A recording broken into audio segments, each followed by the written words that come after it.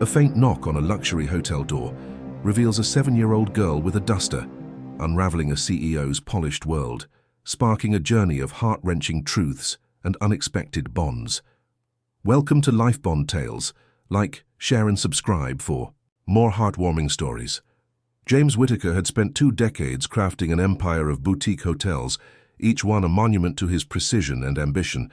But on a crisp October evening in Chicago, as he sat in his penthouse suite at the Crestmont Hotel, the world he'd built on control and luxury tilted with a single tentative knock at his door.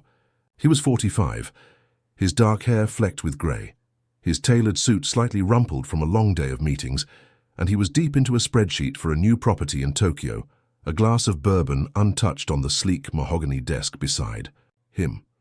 The knock was soft, almost swallowed by the hum of the city outside, nothing like the sharp raps of room service or the practiced efficiency of housekeeping staff. In his world, doors were answered by others. His life was a machine of seamless service where staff moved invisibly, leaving behind crisp linens, polished surfaces, and the illusion of effortless perfection. But something about the knock, hesitant yet persistent, tugged at him, pulling him from his chair across the plush carpet to the heavy oak door. He opened it, expecting a tray of late-night coffee or a housekeeper with a cart, but instead found a 7-year-old girl standing alone. In the hallway, her hazel eyes wide and steady, her blonde hair pulled into a messy braid that hung over a faded green dress. She wore an oversized black and white apron, clearly borrowed from an adult, its hem brushing her knees, and in her small hand she clutched a worn duster, her knuckles pale from the tightness of her grip.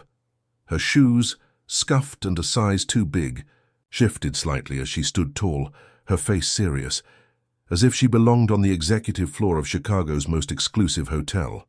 James froze, his mind stumbling over the sight of a child in a place meant for polished professionals. His first thought that she must be lost, perhaps a guest's daughter who'd wandered from another suite. "Are you okay?" he asked, his voice caught between confusion and a flicker of concern. But the girl, Clara Bennett, shook her head calmly and said, "I'm here to clean your room, sir." Her words were clear, practiced, delivered with a quiet confidence that stunned him, and before he could respond, she stepped forward, her small frame slipping past him into the suite with a purpose that left him rooted to the spot. She set a canvas bag of cleaning supplies on the floor, its contents clinking softly, and began wiping the glass coffee table, her movements precise, her focus absolute, as if the $5,000 suite was just another task on a list she'd memorized. James stood by the door, still gripping the handle, his disbelief giving way to a sharp unease as he watched her work, her small hands moving with an efficiency no child should possess, her braid swaying slightly with each careful swipe. The suite, with its marble counters and floor-to-ceiling windows, felt suddenly too large, too cold, as if it were mocking her presence. He couldn't look away, couldn't reconcile the image of this girl, barely tall enough to reach the top of the desk, with the labor she performed so naturally. His mind raced, piecing together fragments of a story he didn't yet know, but the weight of her quiet determination settled into his chest, heavy and unfamiliar. He reached for the phone on the desk, his fingers brushing the cool glass of his bourbon as he dialed the front desk, his voice low but firm. "This is Whittaker in 1201. Why is a child cleaning my room?" The receptionist's tone faltered, her words tripping over apologies before promising to connect him to the manager, Daniel Hayes, who picked up with a polished but nervous edge. "Mr. Whittaker, I understand your concern. Clara is part of a special arrangement helping her aunt, who's been with us for years but is unwell. It's temporary and supervised," Hayes said, his voice smooth with practiced hospitality. James's jaw tightened, his patience thinning. "She's alone in my suite with a duster. I want answers, not excuses." He hung up before Hayes could finish, the click of the phone echoing in the silent room. Turning back, he saw Clara now, fluffing pillows on the leather sofa, her small frame dwarfed by the oversized furniture, her humming soft and melodic, a tune he didn't recognize, but which carried a weight of resilience. She didn't flinch under his gaze, didn't seem to notice the storm her presence had stirred in him. The Crestmont was his creation, a pinnacle of luxury where every detail was controlled, every problem outsourced. Yet here was a child, laboring in its shadows, exposing a truth he'd never considered. He stepped closer, his polished shoes silent on the carpet, and crouched slightly to meet her eyes. "Clara, right?" he said softly, and she nodded without pausing her work, her hands never breaking rhythm. "How long have you been doing this?" he asked, his voice gentler now, though his chest tightened with each word. "Since last year when Aunt Evelyn got sick," she replied, her tone matter-of-fact, as if cleaning sweets was as normal as school or play. The simplicity of her answer hit him harder than any boardroom loss, a reminder of the world beyond his spreadsheets, where survival wasn't a strategy, but a daily fight. He didn't stop her, not yet, but he watched her every move. The way her small fingers gripped the duster, the way her eyes scanned the room for imperfections, as if she carried the weight of her aunt's livelihood on her shoulders. James had built his life on distance, on keeping people at arm's length. But Clara's presence felt like an accusation, a mirror reflecting the human cost of his empire. He didn't know her story yet, but he knew enough to feel the crack in his carefully constructed world widening, a feeling that this moment wasn't just an interruption, but the beginning of something he couldn't walk away from. Her quiet strength, her unasked-for courage stirred something in him, a guilt for his privilege, a longing for something he'd buried long ago. As she moved to dust the lamp by the window, her humming unbroken, James stood in the center of his perfect suite, feeling for the first time in years that he was the one out of place. The next morning, James Whittaker woke with Clara Bennett's image burned into his mind, her small hands wiping down his suite's coffee table, her calm voice explaining a life no child should know, and though he had a full day of conference, calls and investor meetings, he couldn't focus, his thoughts pulling him back to the girl who'd turned his world of luxury into a question mark. He sat in the Crestmont's executive lounge, his tablet open to a report on profit margins, but the numbers blurred as he replayed the manager's vague excuses about Clara's temporary role, a flimsy cover for something far uglier. By mid-morning he cancelled his next meeting, driven by a restless need to understand, and took the elevator to the hotel's lower level, a place he'd never visited in all his years of ownership, where the air smelled of starch and bleach, and the hum of industrial washers filled the corridors.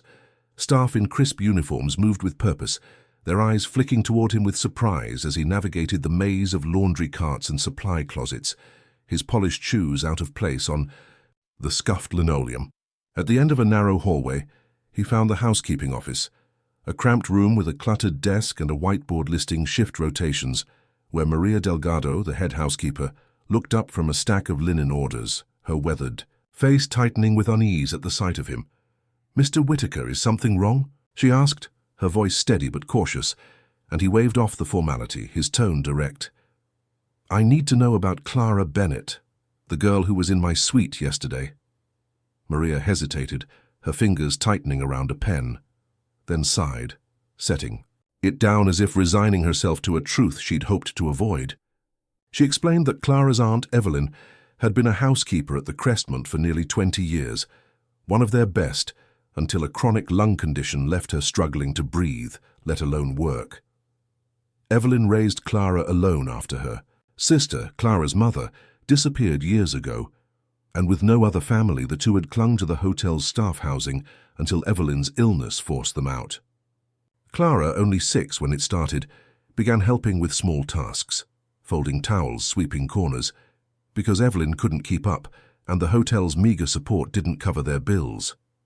She insisted on helping, said they needed the money, Maria said, her voice softening, and we didn't have the heart to turn her away, not when they had nothing else.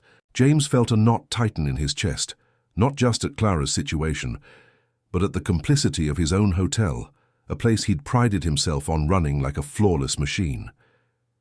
He pressed Maria for their address, and though she hesitated, warning him not to upset Clara, she scribbled it on a scrap of paper, her eyes pleading for care.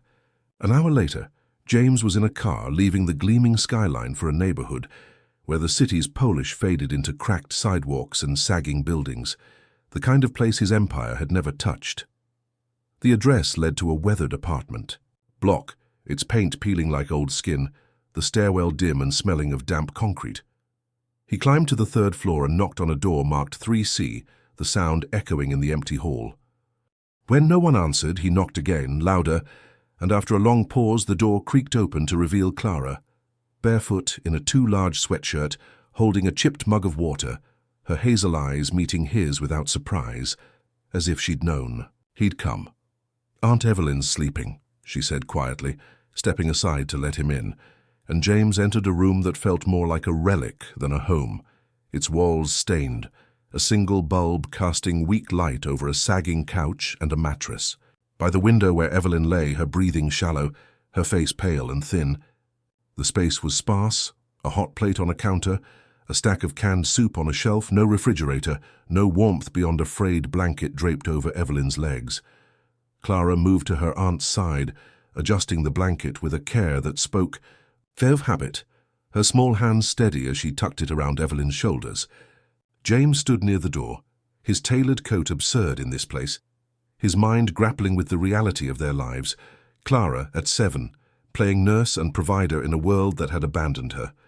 "How long have you been like this?" he asked, his voice low, and Clara shrugged, her eyes on her aunt. "Since Aunt Evelyn got worse, maybe 2 years. We lived in the hotel's staff rooms before, but they said we had to leave when she stopped working." Her words were flat, not a plea but a statement, and James felt a surge of anger, not at her but at the system that let this happen, at himself for never noticing the people who kept his hotels running. He noticed a pile of envelopes on the counter, medical bills and eviction notices, their edges worn from being handled but never paid. Clara didn't cry or complain. She just stood by Evelyn, her braid falling loose, her small frame carrying a weight that made James's boardroom battle seem trivial. He knelt to her level, his knees pressing into the cold floor, and asked, "Why didn't you tell someone you needed help?" She looked at him, her gaze piercing. "We did, but people stop listening when you're not useful anymore." The truth of her words cut deeper than any corporate loss, exposing a failure he hadn't seen in his ledgers or quarterly reports. He didn't know how to respond, didn't know how to fix a life so far removed from his own, but standing in that dim apartment, watching Clara's quiet strength, he felt something shift, a responsibility he couldn't ignore, a pull to do more than write a check or make a call. He saw in her eyes a resilience that mirrored something he'd lost long ago, a spark of defiance that refused to break, and he knew he couldn't walk away, not from her, not from this truth. As he stood to leave, promising to return, Clara watched him with a mix of curiosity and caution, her mug still in hand, and James felt the weight of her gaze follow him out the door, a silent challenge to prove he was different from the others who'd come and gone. James Whittaker left Clara's apartment with a fire in his chest, not the kind that fueled his boardroom victories, but a quieter, more urgent burn, one that demanded action over analysis, and by the time he returned to the Crestmont Hotel that evening, he was already on the phone, his voice steady but resolute, arranging for immediate support to reach Clara and her Aunt Evelyn. He called his personal assistant first, instructing her to coordinate a delivery of groceries, fresh produce, milk, bread, and proteins, enough to fill a pantry Clara didn't have, along with medical supplies like a proper oxygen tank and a humidifier to ease Evelyn's breathing. He contacted a private nursing service, securing a caregiver to visit daily, not just to check vitals, but to give Clara a break from the role of nurse she'd carried for too long. Standing in his suite, the city's skyline glittering beyond the window, he looked at the spot where Clara had dusted the coffee table, and the memory of her small hands, working with such purpose, made his own world of luxury feel hollow, a stage set for a life he no longer fully recognized. The next morning, he returned to the apartment, carrying a bag of warm breakfast pastries and a thermos of hot chocolate, determined to see Clara's face before his day of meetings began. When she opened the door, her hazel eyes widened at the sight of the food, but her expression remained guarded, as if she'd learned not to trust kindness that came too easily.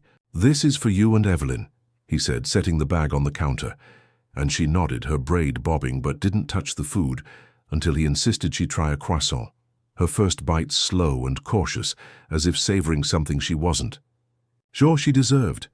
He sat on the wobbly chair by the counter, watching her eat, and asked gently, "How's your aunt feeling today?" Clara swallowed, wiping crumbs from her chin, and said, "She woke up for a bit. Said her chest doesn't hurt as much." The nurse had arrived earlier, a kind woman named Sarah, who was already adjusting Evelyn's pillows and noting her condition in a small journal. James felt a flicker of relief, but it was overshadowed by the realization that this was only a start, a bandage on a wound that ran deeper than he'd grasped. He looked at Clara, her oversized sweatshirt swallowing her frame, and said, "You don't have to clean anymore, Clara. I'll make sure you and Evelyn have what you need." Her eyes narrowed slightly, not in defiance but in doubt, and she asked, "Why are you doing this? You don't know us." The question caught him off guard, and for a moment he didn't have an answer, his mind flashing to his own childhood, a blur of private schools and absent parents, where money filled the gaps love left behind. "Because you shouldn't have to work like that," he said finally, his voice softer than he meant. "You should be a kid, not a housekeeper." Clara didn't respond, just looked down at her half-eaten croissant, and he saw the weight of her skepticism, a child who'd learned that promises were as fleeting as the guests in her aunt's hotel rooms. He stood, brushing off his coat, and added, "I'm coming back tomorrow and we'll figure out what's next together." As he left, he felt her gaze on his back, a silent test of his words, and he knew he had to prove them, not with grand gestures but with consistency, something she'd never had. That afternoon, between calls with his legal team about a property dispute, he found himself distracted, sketching out a plan on a hotel notepad, contacts for a social worker, a doctor's, referral for Evelyn, a school for Clara where she could be a student, not a survivor. He didn't know why her face, her quiet strength, had lodged itself so deeply in him. But he couldn't shake the image of her standing in his suite, a duster in hand, or the way she'd adjusted Evelyn's blanket with a tenderness that belonged to someone far older. By evening he was back on the phone, this time with a friend who ran a non-profit for at-risk families, asking about resources for medical care and housing support, his voice urgent, as if time were slipping away. The friend listened patiently, then asked, "James, why this girl? You've got 1,000 employees, 100 problems. What's different here?" He paused, staring at the city lights, and said, "She's not just a problem. She's a person, and I saw her." The words felt truer than anything he'd said in years, a confession of his own blindness, of the years he'd spent looking past the people who made his empire run. The next day he returned to the apartment with Sarah, the nurse, who reported that Evelyn's condition was stabilizing but needed consistent care, and James nodded, already calculating the cost of a long-term plan, not out of charity, but out of a growing sense of duty. Clara was there sitting by Evelyn's mattress, reading a worn picture book aloud, her voice steady even as her aunt's eyes fluttered with fatigue. When she saw James, she closed the book and stood, her small frame tense, as if waiting for bad news. "I meant what I said," he told her, kneeling to meet her gaze. "No more cleaning. You're going to have a chance to do kid things like school, maybe art, whatever you want." She tilted her head, her hazel eyes searching his face, and asked, "What if you change your mind?" The question stung, not because it was unfair, but because it was so reasonable, a child's logic shaped by abandonment. "I won't," he said, and though he meant it, he knew words alone wouldn't convince her, only time would. As he left, he handed her a small sketchpad and pencils he'd picked up on impulse, a gesture that felt inadequate but necessary, and her fingers brushed the cover with a flicker of curiosity, the first sign of something other than caution in her expression. Back at the hotel, he sat alone in his suite, the silence heavy, and opened his laptop to email his lawyer, not about contracts or acquisitions, but about guardianship laws, about what it would take to ensure Clara's future wasn't left to chance. He didn't know if he was ready for what that meant, didn't know if he could be the person she needed, but the thought of her returning to a life of dusting suites was unbearable.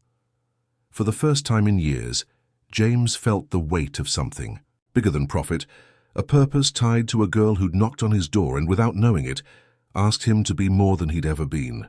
Clara Bennett's small hand clutched the new sketchpad James Whittaker had given her, its blank pages a quiet promise of something she hadn't dared imagine, a space for her own thoughts, not just survival. And as the days turned into a week, James found himself weaving her into the fabric of his life, his mornings no longer defined by boardroom agendas, but by the rhythm of her needs. He enrolled her in a private school 10 minutes from the Crestmont, a place with small classes and teachers trained to nurture children who'd faced too much too soon. And every morning he drove her there, watching her adjust the straps of a new backpack he'd bought, filled with notebooks and colored pencils she touched like treasures. The first day, Clara sat silently in the car, her hazel eyes fixed on the passing city, her fingers tracing the edge of her sweatshirt, and James filled the quiet with gentle questions about what she liked to draw, learning she loved trees and animals, especially birds, because they could go anywhere. At the school gates she hesitated, her sneakers scuffing the pavement, and he knelt beside her saying, "You don't have to be perfect, just be you." And though she didn't smile, her nod was enough to make his chest ache with hope. Back at the apartment, Evelyn's health was steadying, her cough less ragged under the nurse's care, and James ensured the space was transforming too. A new mattress for her, soft curtains to replace the tattered ones, a small table where Clara could do homework under a proper lamp. He visited daily, often after Clara's school hours, bringing takeout, pizza one night, dumplings another, and they'd sit together, not always talking, but sharing a space that felt less like a shelter and more like a home. Clara began to hum sometimes, a soft melody that slipped out when she colored, her sketches now covering the fridge, a sparrow on a branch, a tree with roots that sprawled across the page, and once, a stick figure in a coat that looked suspiciously like him. One evening, as they ate sesame noodles, she showed him a drawing of a house with a red roof, 3 windows, and a bird perched on the chimney. And when he asked who lived there, she said, "Me and Aunt Evelyn, and maybe you if you want." Her voice so quiet he almost missed it, but the words landed like a gift he hadn't earned. He noticed her laughter came easier now, a giggle when he spilled soy sauce on his shirt, a grin when he tried to draw a bird and failed spectacularly, and these moments, small as they were, felt like victories, proof that she was starting to feel safe. At the hotel, his colleagues noticed a shift. James, once laser-focused on expansion, now left meetings early to pick Clara up, his phone buzzing with reminders for her parent-teacher conference or Evelyn's medication refills. His assistant, usually tasked with scheduling investor dinners, now coordinated with the school's counselor to ensure Clara had a buddy, a girl named Mia, who shared her love of drawing, and James felt a strange pride when he heard they'd spent recess sketching together. One afternoon he took Clara to a nearby park after school, a place with wide lawns and a pond where ducks glided in lazy circles, and she ran ahead, her braid bouncing, calling out names she'd given the birds. Sunny, for the one with a yellow beak, Dash for the fastest swimmer. He watched from a bench, his coat folded beside him, marveling at how her energy seemed to unfold in open spaces, her guarded edges softening with each step. She returned with a handful of leaves, pressing a crimson one into his hand, saying, "It's for your desk, so you don't forget today," and he tucked it into his pocket, knowing it would stay there longer than any contract. Back at the apartment, Evelyn was awake more often, her voice stronger, and one night she joined them for dinner, sitting in a new wheelchair James had ordered, her eyes bright as she watched Clara chatter about a science project on constellations. Evelyn caught James's gaze and nodded slightly, a silent acknowledgement of the change he'd brought, but also a reminder of the fragility still beneath it all. Clara's questions, once sharp with doubt, were shifting too. She asked if she could join an art club, if Evelyn could come to her school play, and James found himself saying yes, each agreement a step deeper into a role he hadn't planned but couldn't imagine leaving. Yet in quiet moments, he wrestled with why this felt so vital, why Clara's small victories, her first A on a math quiz, her shy smile when Mia waved at pickup, mattered more than his latest acquisition. He thought of his own youth, spent in boarding schools where nannies signed his permission slips, his parents' wealth a cold substitute for their presence, and he saw in Clara a chance to give what he'd never had, a chance to be someone's anchor. One evening, as Clara colored at the table, her tongue peeking out in focus, he noticed a page in her sketchpad labeled "My Safe Place," a drawing of a tree with a nest, a bird soaring above, and a figure below holding a book. "Who's that?" he asked, pointing to the figure, and she said, "It's me reading where no one can take it away." And he felt a pang, knowing she'd spent years protecting herself from a world that took too much. He promised himself she'd never have to again, and later that night, he called the school to confirm her art club registration, adding a donation to ensure they had supplies for every kid. As he hung up, he looked at Clara, asleep on the couch, her sketchpad open to a half-finished bird, and he felt a clarity he hadn't known in years.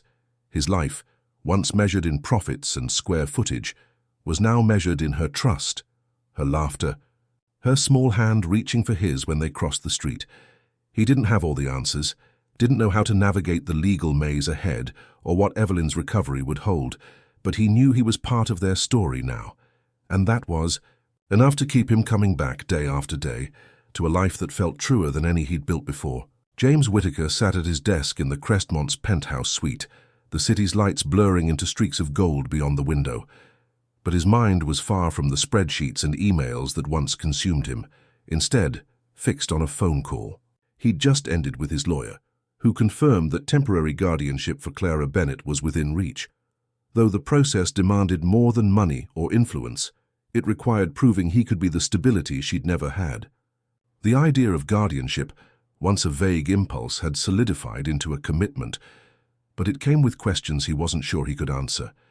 Could he, a man who'd spent years avoiding attachments, be the anchor for a 7-year-old girl whose trust was as fragile as her aunt's health? He pushed the thought aside and drove to Clara's apartment, where the air now held the faint warmth of a home, thanks to the heater he'd installed and the soft glow of lamps replacing the single bulb that once lit the space. Clara was at the kitchen table, her sketchpad open, pencils scattered, working on a school essay titled "My Family," her brow furrowed as she wrote in careful loops, her blonde braids swaying with each stroke. James sat across from her, setting down a bag of apples, her favorite he'd learned, and asked, "What's the essay about?" She didn't look up, her pencil moving steadily, and said, "It's about who I live with and what they do for me. I wrote about Aunt Evelyn, how she taught me to be strong, and you, how you keep showing up." Her words, simple and unguarded, hit him like a quiet wave, and he leaned forward, asking, "Can I read it?" She hesitated, her hazel eyes flicking to his, then slid the paper across the table, her handwriting uneven but deliberate. "My name is Clara, and I live with my aunt, who loves me even when she's sick. A man named James came one day. He didn't know me, but he stayed, he got us food and a nurse, he takes me to school. He says I can be a kid. I didn't believe him at first, but he keeps coming back, and now I think he's family too." James. Read it twice, his throat tight, her words a mirror to the shift in his own heart. A shift from duty to something deeper, something he hadn't named until now. He looked at her, still focused on her drawing, and said, "This is beautiful, Clara. It means a lot that you wrote this."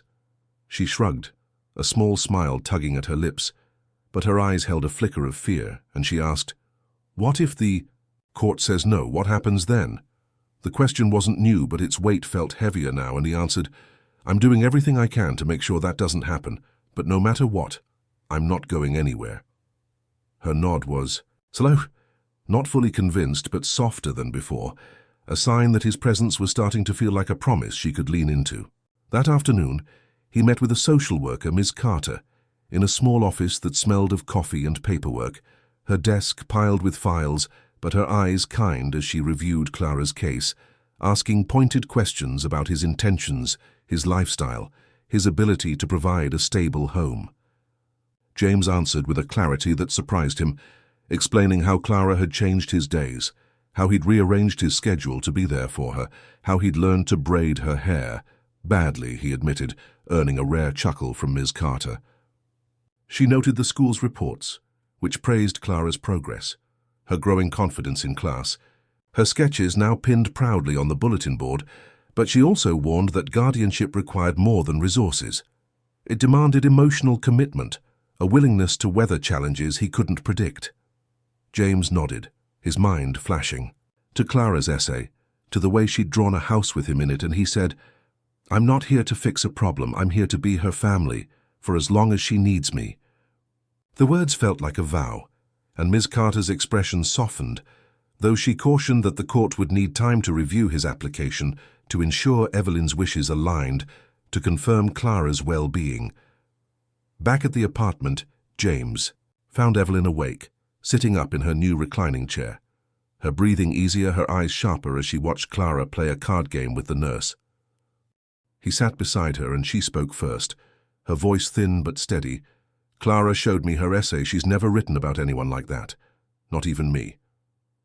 James felt a warmth mixed with unease, aware of the trust he was being given, and he said, "I want to make sure she's safe, that you both are. I've started the process for guardianship, but only if you're okay with it."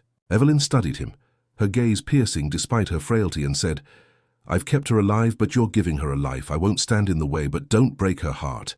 Her words were a challenge, a reminder of the stakes. And, he promised, "I won't. I'm in this for her." That evening he took Clara to a community center where her art club met, a bright room filled with easels and chatter, where she joined Mia, her school friend, to paint a mural of a forest. James watched from the sidelines, his phone silent for once, as Clara dipped her brush in green paint, her laughter ringing out when Mia flicked a speck of blue onto her cheek. He saw a lightness in her he hadn't known was possible, a glimpse of the childhood she'd been denied, and it struck him that these moments, her smile, her messy, paint-covered fingers, were worth more than any deal he'd ever closed. Later, as they walked home under a sky streaked with pink, Clara slipped her hand into his, her fingers small but firm, and said, "Today was fun. Can we do it again?" He squeezed her hand, his heart full, and said, "Every week if you want." At the apartment, he helped her hang her latest drawing, a bird soaring over a green hill on the fridge, and as she climbed into bed she whispered, "I'm glad you're here, even if it's not forever." The words stung, a reminder of her lingering fear, and he knelt beside her saying, "I'm not going anywhere, Clara, you're stuck with me." She didn't reply, just closed her eyes, her breathing softening into sleep, and James stayed there a moment longer, the weight of her trust settling into him, a responsibility he was ready to carry, no matter what the court decided. The courtroom on a quiet Thursday morning felt less like a stage for drama, and more like a small, unassuming room where lives could shift forever, its pale walls and polished wooden benches holding a stillness that made James Whittaker's heart beat faster than any boardroom ever had as he sat beside Clara Bennett, her small hands folded tightly in the pale yellow dress she'd chosen for the guardianship hearing, her hazel eyes scanning the room with a mix of curiosity and nerves. The judge, a woman with grey hair and a calm demeanor, called the case to order, and the air filled with the soft rustle of papers and the low murmur of formalities, social workers and attorneys presenting reports on Clara's progress, Evelyn's health, and James's commitment over the past weeks. James listened intently, his tailored navy suit a quiet choice to signal respect, not power, but his focus kept drifting to Clara, her legs swinging slightly under the bench, not quite reaching the floor, her braid neat and tied with a ribbon he'd helped her pick out the night before. When the judge turned to him, her questions were direct. His reasons for seeking guardianship, his plans for Clara's future, his understanding of the responsibility. And James stood, his voice steady but raw, speaking not as the CEO who'd built an empire, but as a man who'd found a purpose he hadn't known he needed. He told the court about the day Clara knocked on his hotel room door, a 7-year-old with a duster and a weight no child should carry, how her quiet resilience had unraveled his carefully controlled world, how he'd seen her transform from a guarded survivor to a girl who laughed at ducks and painted murals with her friend. He admitted he hadn't planned this, hadn't known how to be a father figure, but every morning he drove her to school, every evening he watched her draw, every moment he saw her trust grow. He knew he was meant to be here, not as a savior, but as family. "Clara's not a project to me," he said, his gaze steady on the judge. "She's my home, and I'm hers if she'll have me." The room was silent, the words settling like a truth too big for the small space. And when the judge turned to Clara, asking gently, "Do you want to live with Mr. Whittaker?" Clara looked at James, her eyes bright but steady, and said, He didn't leave, everyone else did, but he stayed. Her voice, small yet certain, filled the courtroom with a weight that needed no elaboration, and the judge's smile was soft. As she noted it for the record, the approval came swiftly, a formal nod that felt like a quiet earthquake, and as they left the courtroom, the late morning sun spilling through the windows, Clara reached for James's hand, her grip tight, and, "Sure?" A small smile breaking through as she swung his arm lightly, her steps lighter than he'd ever seen. They drove back to the apartment, now in a new building closer to her school. Its walls painted a soft cream, the rooms filled with books and a cozy couch where Clara often read. Evelyn was waiting, propped up in her wheelchair, her face brighter than it had been in weeks. And when Clara ran to her, wrapping her arms around her aunt, Evelyn's eyes met James's, brimming with a gratitude she didn't need to voice. "You gave her a future," she whispered, her hand squeezing his briefly, and he nodded, unable to speak past the lump in his throat. That evening they sat together for dinner, a simple meal James had cooked himself, pasta with marinara, garlic bread, and Clara's favorite honey-glazed carrots, the table set with mismatched plates that felt like theirs. Laughter filled the room, Clara giggling when Evelyn teased James about his unevenly sliced bread, James pretending to be offended as he passed her another piece. After dinner, Clara disappeared to her room and returned with a folded piece of paper, her expression shy but proud as she handed it to James. He opened it to find a drawing, a house with a red roof and 3 figures, Clara, Evelyn, and him, standing under a tree, a bright yellow bird flying above, and at the top, in bold crayon, the word home. He looked at her, her smile tentative but real, and he opened his arms, pulling her into a hug, her small frame warm against his chest, her breath steady as she hugged him back. "This is us," she said softly, and he nodded, his voice catching. As he said, "Yeah, it is." Later, as Evelyn rested and Clara curled up on the couch with a book about constellations, James sat beside her, the quiet of the apartment wrapping around them like a blanket. He thought of the hearing, of Clara's words in the courtroom, of the drawing now tucked carefully in his wallet, and he realized this wasn't an ending, but a beginning, a life built not on contracts or conquests, but on moments like these. Her soft hum as she turned a page, the way she leaned slightly into his shoulder without thinking. He'd spent years chasing success, measuring his worth in profits and properties, but here in this small apartment with a girl who'd chosen him as family, he found something he'd never known he was missing. Evelyn joined them later, her wheelchair rolling softly across the floor, and they talked about small things. Clara's upcoming school play, a weekend trip to the zoo, the way the stars looked brighter now that the apartment faced a quieter street.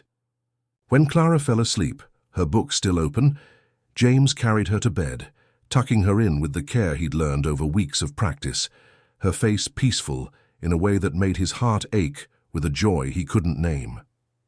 As he turned off the light, Evelyn caught his arm, her voice low. "You've given her more than a home, you've given her hope, and me too." He nodded, unable to reply, and stepped outside to the small balcony, the city's hum distant below, the stars faint but visible. He thought of Clara's drawing, of the bird soaring free, and knew that this, her trust, their shared laughter, the quiet promise of tomorrow, was worth more than anything he'd ever built.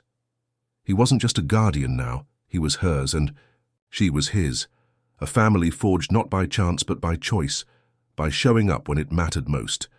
James Whittaker stood on the balcony, Clara's drawing of their home tucked in his wallet, its crayon lines a map of their new life.